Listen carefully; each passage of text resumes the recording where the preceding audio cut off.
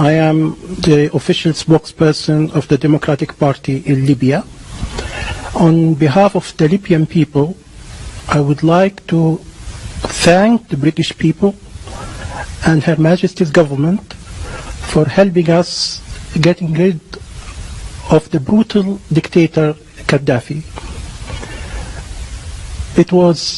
Getting rid of Gaddafi was nothing short of a miracle. We'll always be grateful to Britain.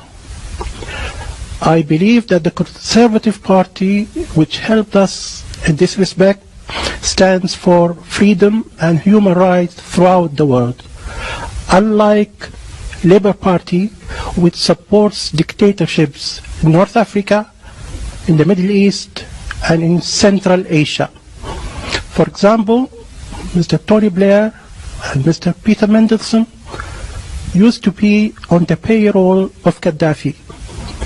They are still on the payroll of dictators in the Middle East and Central Asia.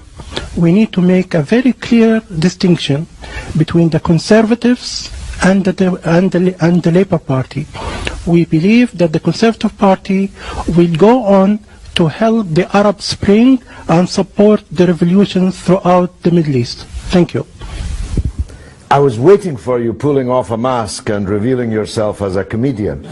I really cannot believe that you just said the words that you said.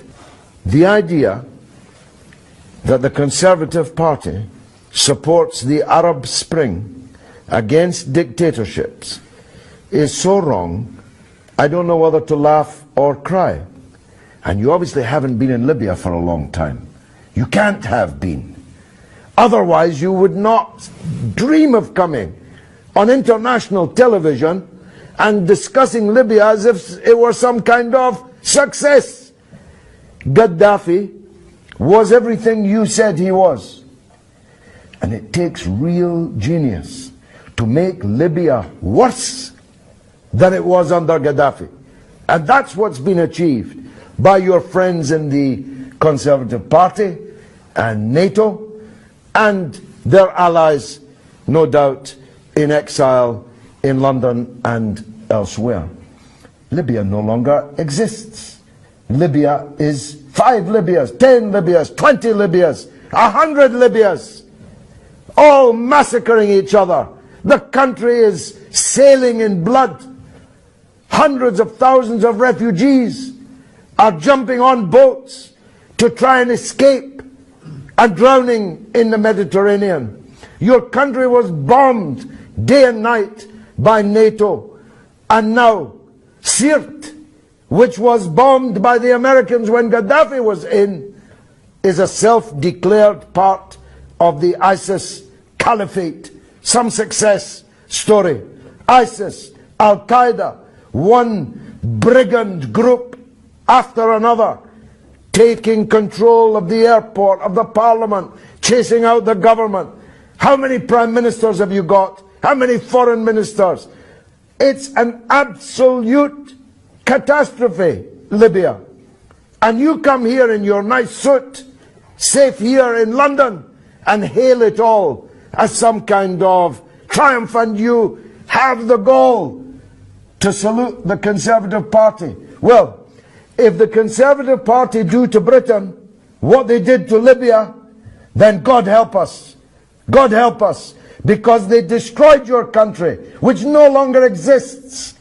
And you, presumably on some kind of payroll, come here and take your hat off to it. Be gone. Who's next? May I respond to that? Yes, you can. I am on the payroll of nobody, unlike you, who used to be on the payroll of Saddam. No, I've never been on Saddam's payroll, and I don't believe you're not on a payroll. You look very prosperous. How do you earn your living? How do you earn your living? Certainly not from Saddam or Gaddafi. No, I never met Gaddafi, and I was never on a payroll of Saddam. And by the way, those who claimed that I was had to pay me millions of pounds in damages. So be very careful what you say. Do sue me then. You are on a payroll. How are you earning your living? Who's paying you? The British Social Security. Well, you're doing very well on British Social Security. That's truly remarkable. In fact, I think I'll call the police, because you must be a benefits cheat, because you can't possibly have the lifestyle you live on British Social Security. What lifestyle is that? Leave that aside.